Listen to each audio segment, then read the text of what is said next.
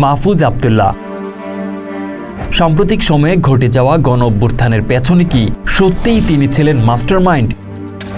বাংলাদেশের অন্তর্বর্তীকালীন সরকারের প্রধান উপদেষ্টা ডক্টর ইউনূসের বিশেষ সহকারী হিসেবে নিয়োগ পেয়েছেন মাহফুজ আব্দুল্লাহ। তবে মাহফুজকে নিয়ে যে মাতামাতি হচ্ছে তা কি পুরোপুরি যুক্তিসঙ্গত, অথবা এই গণ অভ্যুত্থান কি শুধুমাত্র একজনের কৃতিত্ব? তবে এই আন্দোলনে তার সাথে যুক্ত ছিলেন আরও অনেক ছাত্রনেতা, যেমন নাহিদ ইসলাম, রিফাত রশিদ, সার্জিস আলম, হাসনাত আবদুল্লাহ সহ আরও অনেকেই।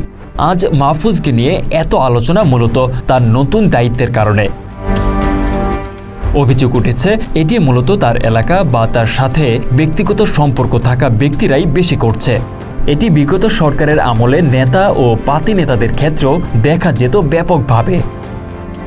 নতুন স্বাধীন দেশে কি আমরা একই সংস্কৃতি দেখতে চাইব? স্বজনপ্রীতি কি আমাদের বন্ধ হবে না?